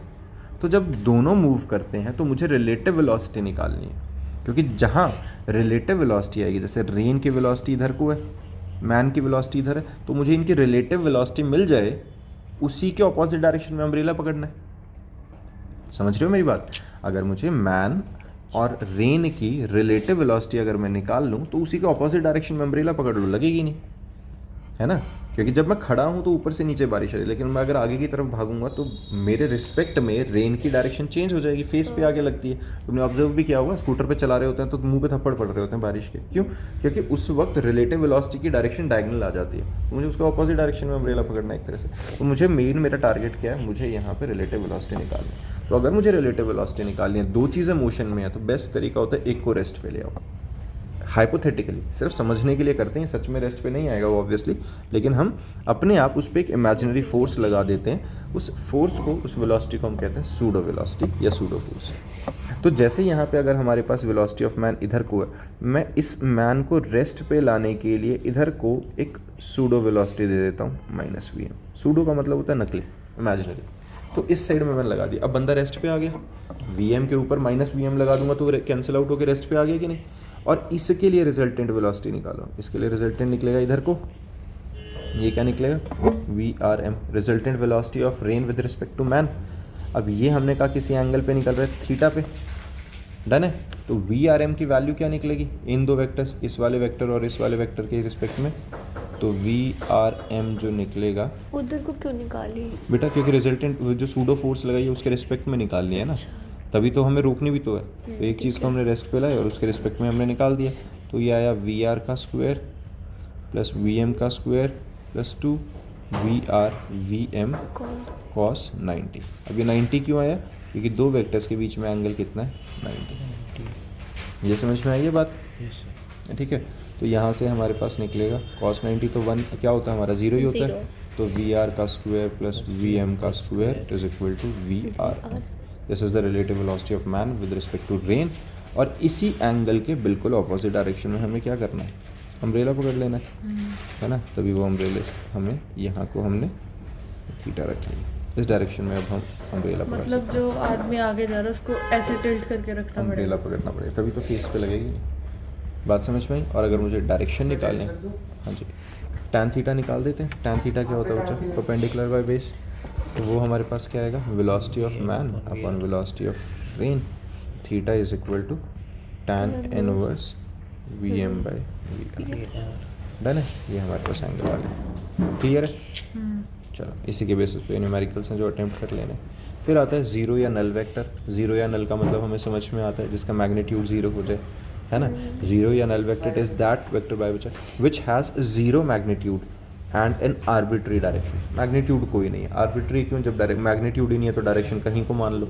ये तो है कहाँ से, वेक्टर कहाँ से, हाँ बस है, जीरो वेक्टर होता है, नल वेक्टर होता कुछ भी है, नहीं है फिर चलो जो भी कह सकते हैं उसे। फिर आते हैं रेजोल्यूशन ऑफ अ वेक्टर। अब रेजोल्यूशन ऑफ अ वेक्टर का मतलब क्या होता है, ये बहुत ज़्यादा इंपॉर्टेंट है क्योंकि जगह जगह काम आता है ये। देखो मान लो ये एक्स एक्सिस और वाई एक्सिस के बीच में कहीं प्लेन में एक कोई वेक्टर है जो इधर को लग रहा है। अब ये जो फोर्स लग रही है इस डायरेक्शन में, इस ये दो तरफ जा रही है कि नहीं। मान लो हम अगर जो इस तरीके से एक ऑब्जेक्ट को मूव कराना शुरू करते हैं तो ये एक्स एक्सिस में भी मूव हो गया और वाई में भी मूव हो गया, हुआ कि नहीं। तो मिला जुला के दोनों तरफ है, तो यानी कि इस फोर्स ने एफ एक्स और एफ वाई दोनों तरह सर क्रिएट किया है कि नहीं। तो ये जो मैंने लिखा है एफ एक्स और एफ वाई, मतलब मैं एफ को दो कंपोनेंट में रिजॉल्व कर सकता हूँ। वो क्या होता है, एफ एक्स और एफ वाई। और अगर यहाँ किसी एंगल पे इंक्लाइंड होता तो एफ एक्स की वैल्यू एफ कॉस थीटा और एफ वाई की वैल्यू एफ साइन थीटा आ जाता। ये पता है हमें, ये समझ में आ गया ना। तो ये हमारे क्या है, resolution of a vector into its rectangular component. Done है, ये बात समझ में आ गई। तो ये ए एक्स और ए वाई मैंने यही समझाया वो यहाँ पे कि किस तरीके से रेक्टेंगुलर कंपोनेंट में रिजॉल्व हो रहा है। डन है ये। जैसे यहाँ पे देख रहे हो a is equal to a x a y है, ये है, तो ए वाई इधर है, ए एक्स इधर है, और a y a sine theta a x a cos theta आ जाएगा। डायरेक्शन निकालनी है, a y by a x tan inverse a y by x ही टर्म में आ गया, परपेंडिकुलर बाय बेस सीधा। ठीक बात है, सिंपल चीज़। इसी के बेसिस पे ये हमारे क्वेश्चंस हैं जो बहुत ज़्यादा रेलेवेंट से होते हैं, आसान होते हैं, आ जाएंगे। पोजीशन वेक्टर इन स्पेस वो हम ऑलरेडी डिस्कस कर चुके हैं, जो डिस्प्लेसमेंट वाली बात मैंने बताई थी शुरू में ही। ठीक है, ये उसके पुलिंग एंड पुशिंग वाला है भाई, ये बहुत ज़्यादा इंपॉर्टेंट टॉपिक था कि why it is always easy to pull than to push. ये करा दो, है ना, ये डेरिवेशन करा देता हूँ, ये भी पेपर में आनी है तुम्हारे कि why it is always easy to pull than to push. क्योंकि ना देखो भाई ऐसा होता है, यहाँ पे हम ये मेनली लॉन रोलर के रिस्पेक्ट में कर रहे होते हैं। रोलर पता है सबको क्या होता है, पिच रोलर होता है जैसा, है ना, एक गोल सी चीज़ जिसके ऊपर एक हैंडल होता है। यहाँ पे ये इसका हैंडल है। अब देखो है ना, एक गोल सी भारी सी चीज़ सिलेंडर टाइप का होता है और उसके ऊपर हैंडल होता है जिसको हम धक्का मुक्की करके हिला डुला रहे थे। अब देखो यहाँ पे जिस टाइम पे अब मैं यहाँ पे फोर्स लगाऊंगा, मान लो मैं पुश का केस ले रहा हूँ शुरू में, तो बंदा ऊपर से ऐसे ही धक्का मारेगा और ये रोलर आगे की तरफ मूव कर जाएगा।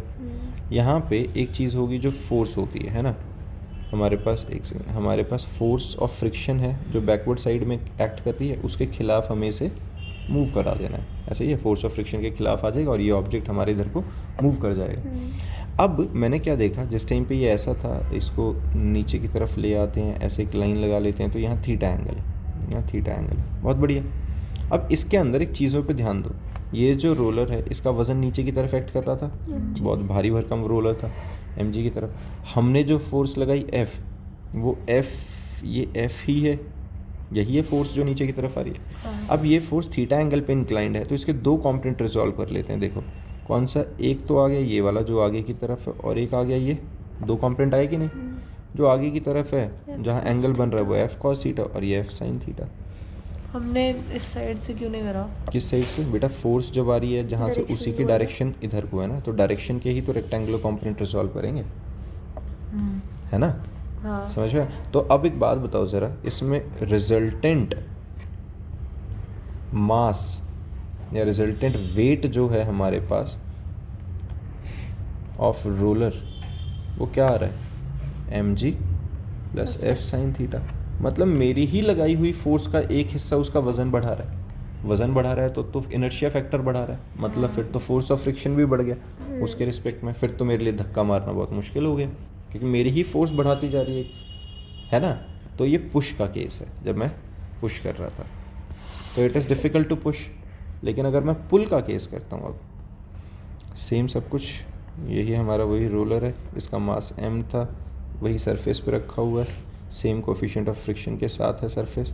अब पर मैं इस लॉन रोलर को खींच के ले जा रहा हूँ इधर को, तो जब मैं आगे की तरफ खींच के लेके जा रहा हूँ तो मेरी फोर्स लग रही है यहाँ पे, ऐसे मैं फोर्स ऊपर की तरफ लगा रहा हूँ खींचने में, तो ये भी थीटा इधर है। अब एक बात देखो, इसका वेट कहाँ था भाई? नीचे की तरफ रोलर का। मेरी जो फोर्स लगी है उसके कंपोनेंट कहाँ आएंगे? एक इधर को और एक इधर को, तो ये आएगा F cos थीटा और ये आया F sin थीटा। अब F cos थीटा इस फोर्स ऑफ फ्रिक्शन को ओवरकम कर जाएगा और उधर को मूव करा देगा, और जो वेट है, रिजल्टेंट वेट, या रिजल्टेंट की जगह नेट वेट लिखूँ अगर मैं, नेट वेट ऑफ रोलर जो हमारे पास होगा वो क्या आएगा? F sin theta minus mg, ये होगा कि नहीं? F sin theta minus mg, तो ये तो कम है, एक्चुअल वेट से कम है ना, कोई ना, सॉरी मैंने एक काम करते हैं, मैंने तो ज़्यादा ही लगा दिया उसे, mg minus F sin theta, मैं वही देख रही थी। mg में से कम करो ना, वरना F sin थीटा ही बहुत ज़्यादा हो गया, फिर तो ऊपर उठा के भाग गया था मैं, बाहुबली हुए थे। ठीक है, ये बात समझ में आई है? तो mg minus F sin theta से रिजल्टेंट वेट हमारा नेट वेट कम हो गया, तो इसका मतलब ठीक है, ईजी हो गया थोड़ा सा मूव करना, इनर्शिया फैक्टर कम हो गया उसका। डन है? चलो भाई, अब इसके बाद हमारा जो टॉपिक आता है that is projection of A on B. दो वेक्टर्स एक दूसरे पे प्रोजेक्टेड कैसे होते हैं? Projection of vector A on vector B. ठीक है, वेक्टर ए वेक्टर बी पे प्रोजेक्टेड कैसे होगा? तो देखो, जब ए बी पर प्रोजेक्टेड है, मतलब ए बी पर किस तरीके से इंक्लाइंड है, तो हमें क्या निकालना होता है? ए वेक्टर ऑन बी के लिए हम क्या निकालते हैं? ए वेक्टर डॉट बी कैप, क्योंकि मुझे बी से सिर्फ मैग्नीट्यूड से लेना देना और कुछ नहीं, सॉरी डायरेक्शन से लेना देना है, तो ए डॉट बी कैप। अब ये डॉट प्रोडक्ट क्या होता है वो अभी आगे आने ही वाला है, तो मैं इसको और क्या लिख सकता हूँ? ए dot b vector by its magnitude. Same ही बात है, मैंने यूनिट वेक्टर को इस फॉर्म में लिख दिया, वो तो सेम ही बात होती है। प्रोजेक्शन का मतलब क्या होता है? प्रोजेक्शन होता है कि बेटा एक वेक्टर अगर मान लो बी ऐसे चलता जा रहा था, ए उसके रिस्पेक्ट में कितने एंगल पे अलाइंड है या किस तरीके से अलाइंड है, हॉरिजॉन्टल लाइन के रिस्पेक्ट में नहीं, बी वाले के रिस्पेक्ट में, तभी तो होता है ना उसके रिस्पेक्ट में कहाँ प्रोजेक्टेड है वो। डन है? तो सीधा ये फॉर्मूला होता है a on b a dot b cap. B on a होता तो उल्टा हो जाता बी डॉट ए कैप। ठीक बात है? चलो अब आते हैं प्रोडक्ट ऑफ वेक्टर्स पे। प्रोडक्ट ऑफ वेक्टर्स, देखो भाई, प्रोडक्ट ऑफ वेक्टर्स में एक आता है स्केलर प्रोडक्ट, एक आता है डॉट प्रोडक्ट, वो तो पता ही है अपने को। या पहले मैं एक और चीज़ बताता हूँ, multiplication of a vector by a scalar quantity. Multiplication of a vector by a scalar quantity, जैसे कि मान लो मेरे पास एक वेक्टर है, उसकी वैल्यू है 2y cap plus 3j cap plus 4k cap, कुछ ऐसी मेरे पास वेक्टर की वैल्यू है और मुझे उसे मल्टीप्लाई करना है। मैंने 2 से मल्टीप्लाई कर दिया मान लो, तो क्या करूँ, हर चीज़ को 2 से कर दो। 4i cap plus 6j cap plus 8k cap, simple ये तो बात, ठीक है। सीधी बात है। ये क्या है, जब मैंने स्केलर को वेक्टर से मल्टीप्लाई किया। हम अब बात करें मल्टीप्लिकेशन ऑफ 2 वेक्टर्स, वेक्टर को वेक्टर से ही मल्टीप्लाई करना। तो सबसे पहले आता है बेटा डॉट प्रोडक्ट। जैसा मैंने शुरू में भी तुम्हें बताया था, डॉट प्रोडक्ट क्या होता है, इसको स्केलर प्रोडक्ट भी कहते हैं, इसको स्केलर प्रोडक्ट भी कहते हैं। इसको रिप्रेजेंट कैसे करते हैं, ए डॉट लगा के, ए डॉट बी, बीच में डॉट है मतलब डॉट प्रोडक्ट लग रहा है। इसका एक सीधा रूल क्या होता है, मान लेते हैं फिलहाल समझने के लिए काम करते हैं। ए वेक्टर की कोई वैल्यू मान लेती हैं i cap plus 2j cap plus 3k cap, कोई ऐसे मान लिया। और बी वेक्टर को कोई मैं इमेजिनरी वेक्टर मान लेता हूँ ऐसे 2i cap plus 3j cap plus 3j cap plus 4k cap, कुछ भी ऐसे हमने 2 रैंडम वेक्टर्स मान लिए। तो अगर मेरे को 2 वेक्टर्स को मल्टीप्लाई करना है, डॉट प्रोडक्ट निकालना है, तो पहले कुछ रूल्स याद रखो। i डॉट i 1 होता है, j डॉट j 1 होता है, k डॉट k भी 1 होता है। लेकिन अगर i डॉट j कर दूँ, j डॉट k कर दूँ या k डॉट i कर दूँ, तो आंसर क्या आ जाएगा, 0। तो इससे क्या समझ में आया भाई, सीधी कहानी, आई वाला आई से मल्टीप्लाई हो सकता है, आई वाला किसी और से मल्टीप्लाई हुआ तो आंसर 0 ही आना है, तो उसे लिखने की ज़रूरत ही नहीं है। जे वाला सिर्फ जे से मल्टीप्लाई हो सकता है, के वालों के साथ, बाकी सबके साथ तो 0 होगा। तो मुझे अगर अब ए और बी को मल्टीप्लाई करना है तो क्या आता है, आई वाला आई से multiply, 1 into 2 2, 2 into 3 6, plus 3 into 4 12, तो कितना आ गया, 12 6 18 और 2 20, 12 को। वेक्टर नहीं है इसके आगे, कोई डायरेक्शन नहीं है, स्केलर प्रोडक्ट है, तो इसकी कोई डायरेक्शन नहीं निकालने की ज़रूरत। समझ में आई है, आई वाला ए से, जे वाला जे से, के वाला के से, सिंपल बात।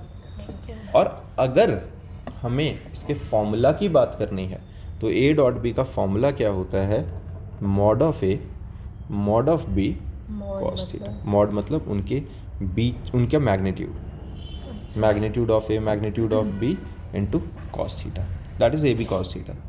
ये डायरेक्ट लगाना है, कॉस थीटा लगाना है, where theta is the angle between the 2 vectors, जो उन दोनों के बीच में एंगल बन रहा है। ठीक है, जैसे कि अगर मान लो मेरे पास एक वेक्टर ऐसे दे रखा है, ए वेक्टर इधर है और बी वेक्टर इधर है, ठीक है, and they are inclined at theta angle with each other, तो हमारे पास ए डॉट बी अगर मुझे निकालना है तो ये निकलेगा ए बी कॉस थीटा। मैंने वेक्टर हटा दिया, मतलब वो मैग्नीट्यूड आ गया उसका, सीधा है। तो जब भी हमें एंगल बिटवीन द 2 वेक्टर्स निकालना हो, मान लो जैसे मैंने ये 2 एग्जांपल दिए हैं, खुद ही बनाए हैं हमने, और मुझे इन 2 वेक्टर्स के बीच में एंगल निकालना है, तो मैं कैसे निकालूं, ये देखो कॉस थीटा को मैं क्या लिख सकता हूँ, ए डॉट बी और mod of A and mod of B, लिख सकता हूँ कि नहीं, बिल्कुल ठीक है। अब देखो, तो ये समझ में आ गया, cos theta is equal to A dot B by B, कोई परेशानी है ना। तो यहाँ से अब देखो, मैंने ए डॉट बी अभी निकाला था भाई, ए डॉट बी हमारा कितना आया था 20, मैंने अभी ऊपर निकाला ना 20 ए डॉट बी। और मॉड ऑफ ए अगर निकालना है तो कैसे निकलेगा, ए हमारे पास वेक्टर था i cap plus 2j cap plus 3k cap, तो इसको मैं एक काम करता हूँ, यहाँ लिख लेते हैं, मॉड ऑफ ए जो निकलेगा that will be equals to 1 का स्क्वायर प्लस 2 का स्क्वायर प्लस 3 का square, that is equal to 1 plus 4 plus 9 which is equal to 4 plus कितना बन गया, √14। और मॉड ऑफ बी अगर मुझे निकालना है कितना निकलेगा, स्क्वायर रूट ऑफ 2 का स्क्वायर प्लस 3 का स्क्वायर प्लस 4 का स्क्वायर, तो ये आ गया 2 का स्क्वायर इज 19, अरे 2 का टोटल 90 निकल गया, ये है ना, 19 आ गया, 16 नहीं 19 थोड़ी आ रहा होगा, 29, ठीक है, √29 आ गया। तो अब मुझे ए और बी का मॉड पता है, तो कॉस थीटा अगर मुझे निकालना है तो क्या निकलेगा, ए डॉट बी की वैल्यू 20, ए की वैल्यू कितने निकली थी √14, बी की वैल्यू निकली √29, ख़त्म। तो थीटा कितना निकल गया, cos inverse of 20 over √14 into √29। अगर ये सॉल्व हो सकता होता तो हम सॉल्व कर देते, नहीं है तो यही हमारा आंसर है। तो ये वाली बात समझ में आ गई है। ये डॉट प्रोडक्ट बहुत सिंपल था, आसान था, इस तरीके से हम डॉट प्रोडक्ट निकाल सकते हैं, ठीक है ना। और इसका आंसर हमेशा, ये इन्वर्स तो बेटा जब हमें थीटा सॉल्व करना है तो कॉस इन्वर्स उस साइड आ जाता है एंगल निकालने के लिए, ठीक है ना, ये समझ में आ गया। अब लास्ट इसके बाद हमारे पास आता है वेक्टर प्रोडक्ट, क्रॉस प्रोडक्ट, हाँ वेक्टर प्रोडक्ट, जिसे हम क्रॉस प्रोडक्ट भी कहते हैं। क्रॉस प्रोडक्ट भी बोलते हैं। तो ये वेक्टर प्रोडक्ट और क्रॉस प्रोडक्ट में क्या रहता है, इसका जो रिजल्टेंट निकलता है वो हमेशा क्या निकलेगा, वेक्टर हो, A B sine theta into N cap. ये एन कैप क्या बताता है, डायरेक्शन। इससे हमें पता चलता है कि भाई ये वेक्टर क्वांटिटी ही निकलेगा इसका आंसर, ठीक है ना। और हम इसको यूज़ करके डायरेक्शंस नहीं निकालेंगे, एंगल नहीं निकालेंगे, क्योंकि एन कैप परेशान करेगा उसके बीच में। समझ में आई ये बात। तो बेटा देखो, जैसे हमने यहाँ कॉस थीटा निकाला ना, डॉट प्रोडक्ट से हमने कॉस थीटा निकाला। अगर मैं मान लो साइन थीटा की वैल्यू निकालने की बात करूँ तो a cross b divided by a b फिर एन कैप बी, तो लंबा मेथड जाता है। तो हमेशा याद रखना है angle between the two vectors निकालने के लिए हम डॉट प्रोडक्ट को यूज़ करेंगे, ठीक बात है। एन क्या है? एन डायरेक्शन बताने के लिए, ये यही तो बता रहा है कि जो आंसर आएगा वो वेक्टर क्वांटिटी आएगा। क्लियर बात है ये। यस। अब इसके अंदर हमें जो चीज़ मेन समझने की है, जो हमारे पास वेक्टर, ये मतलब क्रॉस प्रोडक्ट के अंदर होता है, ये एक्चुअली करता क्या है, इसका लॉजिक समझना है। अगर मैंने शुरू में तुम्हें एक चीज़ बताई थी, जो स्क्रू रूल था, मैक्सवेल स्क्रू रूल था क्रॉस प्रोडक्ट के अंदर, तो ना इसमें समझो ये उससे कैसे रिलेट कर रहा है। वो याद है, नट और बोल्ट वाला हमने बिल्कुल टॉपिक के शुरू में बात करी थी। तो अगर मैं एक्स एक्सेस और वाई एक्सेस के अलॉन्ग एक्स और वाई को मल्टीप्लाई कर, तो यहाँ पर एक्स और वाई प्लेन में अगर मैं कभी किसी चीज़ को रोटेट करूँ तो हमारा रिजल्टेंट कहाँ को मिलता है, जेड एक्सेस के अलॉन्ग। समझ में आई।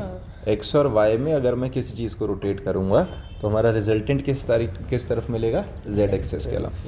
अगर ये z है, अगर मैं z और x में रोटेट करूँगा तो रिजल्टेंट मिलेगा y के अलॉन्ग, और y और z में रोटेट करूँगा तो मिलेगा x के अलॉन्ग।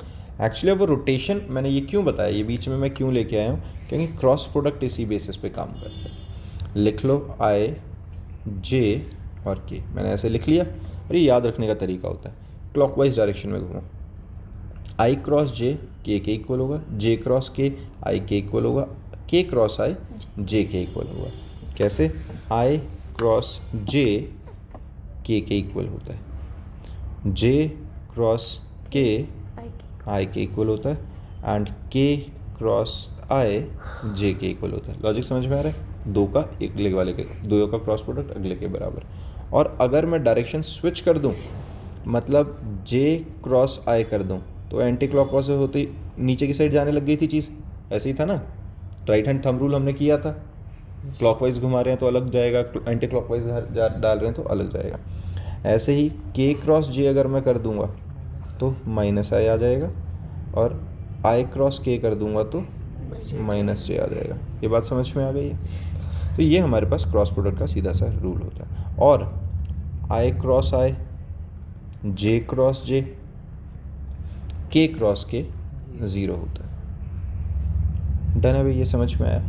अब इसको निकालते कैसे हैं, इसको सॉल्व करने का एक तरीका होता है हमारे पास, उसको हम कहते हैं बच्चा बेसिकली डिटर्मिनेंट निकालना होता है। ये तुम 12th क्लास के अंदर मैट्रिसेस एंड डिटर्मिनेंट जब चैप्टर आएगा उसमें बहुत क्लियरली ढंग से समझोगे भी। लेकिन एक तरीका होता है जैसे क्रॉस मल्टीप्लिकेशन हमने 10th क्लास के अंदर किया था लीनियर इक्वेशन इन 2 वेरिएबल में, उसी टाइप का मेथड मैं उसे अब एक तरीके से समझाता हूँ और तुम्हें वो याद रख लेना है और वो सीख भी लेना है। पहले 10th क्लास वाले मेथड को समझाता हूँ। याद हो अगर, मान लो हमारे पास हम 10th क्लास में करते थे, ऐसा एक इक्वेशन होता है 2x + 3y + 1 = 0, और एक इक्वेशन है x - y + 2 = 0। तो क्रॉस मल्टीप्लिकेशन मेथड में क्या लिखते हैं, x लिखते हैं, y लिखते हैं, 1 लिखते हैं, फिर x लिख लेते हैं, फिर y, और इनके कोफिशिएंट लिख लो 2 1 3 -1 1 और 2 2 और 1, कोई बात नहीं, 3 और -1 अब आ जाएगा, देखो ये ठीक है। तो x के लिए ऐसे चले और फिर ऐसे, x अपॉन 3 2 = 6 -1 × -1 3 - 1 कैसे आया? वो बस रिपीट किया है ना x को, x और y को देखो ध्यान से, x के नीचे x वाले, y के नीचे y वाले रिपीट किए, तो ये आया समझ में। मैंने क्या किया, 3 × 2 -1 × -1, डन है, = y अपॉन 1 × 1 - 2 × 2 = 1 अपॉन 2 × -1 - 1 × 3। समझ में आई ये बात? क्यों है वो? ऐसी बेटा फॉर्मूला ही है, इसी तरीके से रखते हैं ना, एक्स वाई और कांस्टेंट के लिए 1, एक्स के नीचे एक्स के कोफिशिएंट, वाई के नीचे वाई के कोफिशिएंट और 1 के नीचे कांस्टेंट नाउ। डन है। अब ये क्या बन गया देखो, x अपॉन 6 प्लस 1, तो ये आ गया x upon 6 plus 1, y upon 1 minus 4 minus 3 and 1 upon 2 1 minus 2 minus 3 कितना आ गया -5। भाई कैलकुलेशंस देख लेना, मैं ऐसे ही कर रहा हूँ अभी। तो x upon 7 is equal to, इसके इक्वेट कर दो, x upon 7 is equal to 1 by -5, x की वैल्यू आ जाती है 7 बाई -5 या -7/5। y की value y upon -3 is equal to 1 by -5, और इसको क्रॉस मल्टीप्लाई कर दें तो y इज इक्वल टू 3/5 आ जाता है। ये हमारा क्रॉस मल्टीप्लिकेशन मेथड होता था 10th क्लास के अंदर, जिसको आता है ठीक है, नहीं आता तो कोई बात नहीं। अब इसको मैं क्यों बता रहा हूँ कि इस तरीके का कुछ लगता होता है, वो सिर्फ रिलेट कराने की कोशिश कर रहा हूँ, एग्जैक्ट नहीं है वो। अब समझो हम क्या करेंगे, हमारे पास एक इक्वेशन, मतलब डिटर्मिनेंट सॉल्व करना, जो मतलब नॉन मेड वाले हैं उनको तो वैसे भी +2 में ये करना ही करना है, ये वाला डिटर्मिनेंट इसी प्रोसेस से सॉल्व करेंगे। तो ध्यान से देखो, हमारे पास एक वेक्टर है बेटा ax i cap plus ay j cap plus az k cap, एक वेक्टर है bx i कैप, है ना, और plus by j cap plus bz k cap, ये 3 आगे है ना, x y z मैंने इसके लिख लिए। तो अब देखो इसको सॉल्व कैसे करेंगे, पहले लिखो i j और k, ax bx उनके coefficients, ay by az bz, इसको कहते हैं डिटर्मिनेंट सॉल्व करना। अब कैसे करेंगे, ये जो हमारे पास होते हैं इनको हम क्या कहते हैं बेटा, रोज। इन स्टैंडिंग वालों को क्या कहते हैं, कॉलम्स। ठीक है, तो हम करेंगे क्या, मैं एक के अलॉन्ग शुरू करूँगा। पहले एक चीज़ और याद करेंगे, यहाँ से प्लस माइनस प्लस की तरह खोलेंगे इसे, ये फिक्स होता है, स्टैंडर्ड रूल है एक तरह से, प्लस माइनस प्लस, हमेशा पहले वाला प्लस और अल्टरनेट पे माइनस से जोड़ा। अब आई के अलॉन्ग रखा, इस वाले रो और इस वाली कॉलम को छोड़ दो, यहाँ से चले क्या आएगा, a y b z minus b y a z. बहुत बढ़िया। ये नेगेटिव आता है हाँ, ये नीचे नहीं, हाँ वो तो नेगेटिव आएगा, पहले ये वाला माइनस इसलिए आया नीचे से उधर। ठीक है, अब फिर बीच में माइनस जे है, माइनस जे मतलब प्लस माइनस प्लस खुलना है हमेशा। अच्छा, अब इसके लिए माइनस जे वाले के लिए क्या किया हमने, ये वाला पूरा छोड़ा, ये छोड़ा, तो क्या है ए एक्स बी जेड, है ना, ये मैंने क्या किया, a x b z minus b x a z minus, हाँ बिल्कुल, b x a z, done, plus k cap into. अब देखो मैंने क्या किया, जब मैंने के कैप किया है, एक मिनट, तो ये छोड़ दिया, ये छोड़ दिया, तो this into this minus this into this, तो ये क्या आया है, a x b y minus b x, ये हमारा आंसर आ जाएगा। अब देखो इन सब की वैल्यूज़ हैं, ये तो कांस्टेंट टर्म्स हैं, इन सब की वैल्यूज़ हैं, आई जे के हमारे पास सारी हैं, तो हमारा जो आंसर आएगा वो किस फॉर्म में आएगा, वेक्टर के फॉर्म में। क्लियर है? इसी के साथ हमारा पूरा वेक्टर्स खत्म हो जाता है। बट इसमें बहुत सारे न्यूमेरिकल्स हैं जो हमने यहाँ प्रैक्टिस के लिए भी करे हुए हैं। इसमें सारे क्वेश्चंस, ये देख रहे हो तुमने बहुत मेहनत करी हुई है, सारे क्वेश्चंस करे हुए हैं तुम्हारी, तो ना इनको कर लेना भाई, इसके आगे फिर वो प्रोजेक्टाइल वाला अलग है। चलो बाय बाय।